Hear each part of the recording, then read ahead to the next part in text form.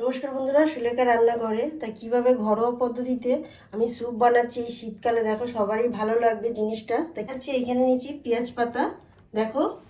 আর এইখানে নিয়েছি পেঁপে, একদম ঝুরু ঝুরু করে পুরো একদম একটা গেটারে ভালো করে সব ঘষে নিয়েছি। এইখানে গাজর, এইখানে দেখো বাজারে এখন সব বেবিকর্ন পাওয়া যায়, সেটাও ভালো করে গেট করে নিয়েছি। এইখানে আছে বিনস, একদম কুচো কুচো করে নিয়েছি। এইখানে আছে ক্যাপসিকাম, আর এটা আছে লেটুস পাতা। লেটুস পাতাটা হাতের সামনে না থাকলে না নিতে পারো। এখানে আছে ব্রকলি, দেখো। আর এখানে দেখো মাংস, একদম অল্প মাংস নিয়েছি। এবার দেখো, প্রথম আমি গ্যাসটা ধরালাম।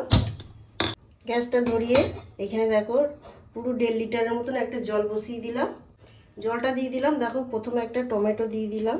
তারপরে দেখো কাঁচা লঙ্কাটা, বীজগুলো সব বের করে ফেলে দিয়েছি, কাঁচা লঙ্কাটা দিয়ে দিচ্ছি। রসুন 10-12টা ছোট ছোট রসুন কুচি দিয়ে দিলাম। এরপরে মাংসটা দিয়ে দিচ্ছি। ধনে পাতা, এখানে 5 মিনিটের মতন ভালোভাবে জলটাকে ফুটিয়ে নেবো। এখানে দেখো নুন দিয়ে দিলাম, 1 চামচের মতন আদা দিয়ে দিলাম, বিনসও দিয়ে দিলাম, ডুমো ডুমো করে কাটা, এটাও দিয়ে দিলাম। তাই এখানে দেখো জিনিসটা সুন্দর একটা কালার চলে আসছে। এখানে একটা ছাঁকনিতে ছেঁকে নিচ্ছি। এখানে দেখো লঙ্কাগুলোকে বেছে নিচ্ছি, মাংসটাকেও বেছে নিচ্ছি। দেখো টমেটোটা দেখো একদম পুরো গলে গেছে। ভালো করে ঘষে ঘষে মাংসটা দেখো এইভাবে সরু সরু করে ছাড়িয়ে নিচ্ছি। দেখো এগুলো বেশ সরু সরু করে একদম ছাড়িয়ে নিয়েছি মাংসগুলো। এবারে গ্যাসটাকে জ্বালিয়ে দিলাম, আবার বাটার দিয়ে দিলাম। দেখো প্রথম পেঁপে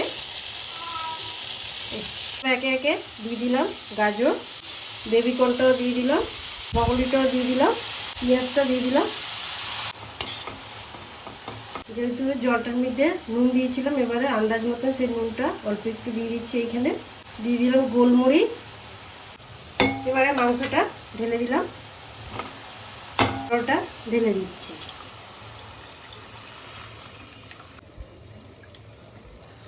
একটু 2-3 মিনিট ভালো করে ফুটিয়ে নেবো। তা দেখো পুরো একদম রেডি হয়ে গেছে স্যুপটা, বোঝাই যাচ্ছে। অল্প একটু ওই লেটুস পাতাটা ছড়িয়ে দিলাম। এবার গ্যাসটাকে বন্ধ করে দিচ্ছি। তো দেখো একটু উপর দিয়ে আবার বাটার দিয়ে দিলাম। এবার দেখো বাটারটা দিয়ে পুরো একদম গরম গরম এই পরিবেশন করলে কত সুন্দর লাগবে, সবাই খেয়ে খুশি হবে। দেখো কত সুন্দর হয়েছে জিনিসটা, একদম বোঝাই যাচ্ছে একেবারে স্যুপটা। তো এখানে দেখো অল্প একটু চিনি দিয়ে দিচ্ছি। আর স্যুপটা দেখো পুরো রেডি হয়ে গেছে। আর গরম গরম শীতকালে এই স্যুপটা দারুণ খেতে হয়। অবশ্যই বাড়িতে একবার বানাবেন, বানিয়ে বলুন, কমেন্ট করবেন কেমন হয়েছে। আর দেখে যদি ভালো লাগে অবশ্যই চ্যানেলটাকে সাবস্ক্রাইব করবেন, লাইক করবে, কমেন্ট করতে ভুলবেন না।